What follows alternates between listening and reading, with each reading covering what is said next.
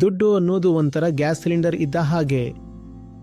ಆದ್ರೆ ಅಡುಗೆ ಮಾಡೋದು ಗೊತ್ತಿಲ್ಲದೆ ಮನೆಯಲ್ಲಿ 45 ಸಿಲಿಂಡರ್ ತುಂಬಿಸಿ ಇಟ್ಕೊಂಡ್ರೆ ಏನಾಗುತ್ತೆ? ಅದು ದೊಡ್ಡ ಸ್ಫೋಟಕ್ಕೆ ದಾರಿಯಾಗುತ್ತೆ ಅಷ್ಟೇ. ಜನರಿಗೆ ಜೀವನದಲ್ಲಿ ಅಸಲಿಗೆ ಏನು ಮಾಡಬೇಕು ಅನ್ನೋದೇ ಗೊತ್ತಿಲ್ಲ. ಅವರಿಗೆ ಬ್ಯಾಂಕ್ ಅಕೌಂಟ್ನಲ್ಲಿ ಹಣ ತುಂಬಿಸೋದು ಅಷ್ಟೇ ಗೊತ್ತು. ಇನ್ನು ಕೆಟ್ಟ ವಿಷಯ ಅಂದ್ರೆ ಈ ಸಿಲಿಂಡರ್ಗಳನ್ನ ನಾವು ಎಂಥ ದಾರಿಗಳಲ್ಲಿ ಸೇರಿಸ್ತೀವಿ ಅಲ್ವಾ? ಬ್ಲ್ಯಾಕ್ ಮಾರ್ಕೆಟ್ನಲ್ಲಿ ತರೋದು ಅಥವಾ ಪಕ್ಕದ ಮನೆಯವರಿಂದ ಕಿತ್ತುಕೊಳ್ಳೋದು ಮಾಡ್ತೀವಿ.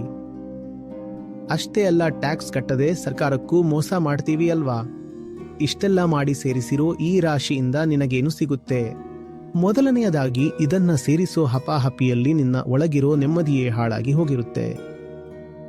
ಎರಡನೆಯದಾಗಿ ಇಷ್ಟೆಲ್ಲ ಸೇರಿಸಿದ ಮೇಲೂ ನಿನಗೆ ಅಸಲಿ ಬದುಕು ಅಂದ್ರೆ ಏನು ಅಂತ ಗೊತ್ತಿರಲ್ಲ. ನಿನಗೆ ಯಾವುದು ಒಳ್ಳೆಯದು ಅನ್ನೋ ಅರಿವೇ ಇರಲ್ಲ. ಕೊನೆಗೆ ಇಷ್ಟೆಲ್ಲ ಇದ್ರೂ ಅದನ್ನ ಯಾರ ಜೊತೆ ಹಂಚಿಕೊಳ್ಳಬೇಕು ಅನ್ನೋದೇ ಗೊತ್ತಿರಲ್ಲ.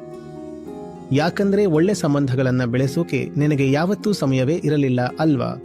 ಇಷ್ಟೆಲ್ಲ ಅಡುಗೆ ಮಾಡಿದ್ರೂ ಅದನ್ನ ಯಾರ ಜೊತೆ ಕೂತು ತಿಂತೀಯಾ?